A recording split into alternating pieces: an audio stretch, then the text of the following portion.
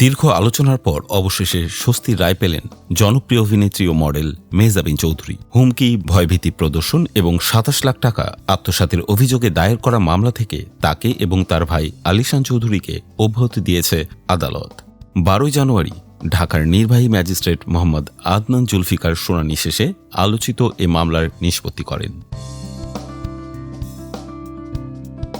মামলাটি ঘিরে বেশ কিছুদিন ধরেই শিরোনামে ছিলেন মেহজাবিন। অভিযোগে বলা হয়, দীর্ঘদিনের পরিচয়ের সূত্র ধরে বাদী আমিরুল ইসলাম মেহজাবিনের একটি নতুন পারিবারিক ব্যবসায় অংশীদার হওয়ার আশ্বাসে ২৭ লাখ টাকা বিনিয়োগ করেন। তবে সময় পার হলেও ব্যবসার কোনো কার্যক্রম শুরু না হওয়ায় তিনি টাকা ফেরত চান।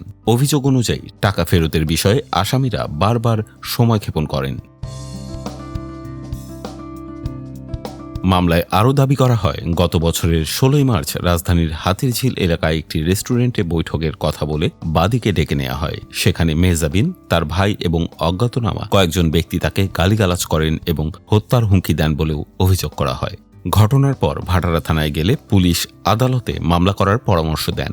এরপর বাদী ঢাকার নির্বাহী ম্যাজিস্ট্রেট আদালতে মামলা দায়ের করেন। মামলার প্রক্রিয়ায় আদালতে হাজির না হওয়ায় গত ১০ নভেম্বর মেহজাবিন চৌধুরী ও তার ভাই আলিশান চৌধুরীর বিরুদ্ধে গ্রেপ্তারি পরোয়ানা জারি করা হয়। পরবর্তীতে ১৬ নভেম্বর সন্ধ্যায় তারা আইনজীবীর মাধ্যমে ঢাকার নির্বাহী ম্যাজিস্ট্রেট আদালত ৩-এ আত্মসমর্পণ করেন এবং জামিন আবেদন করেন। শুনানি শেষে আদালত তাদের জামিন মঞ্জুর করেন।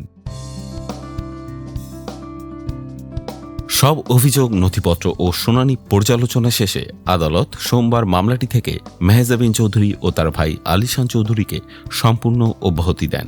মেহজাবিনের আইনজীবী তুহিন হাওলাদার আদালতের এই সিদ্ধান্তের বিষয়টি নিশ্চিত করেছেন। আদালতের এই আদেশের মাধ্যমে দীর্ঘদিন ধরে আলোচিত এই মামলার আইনগত প্রক্রিয়ার অবসান ঘটল।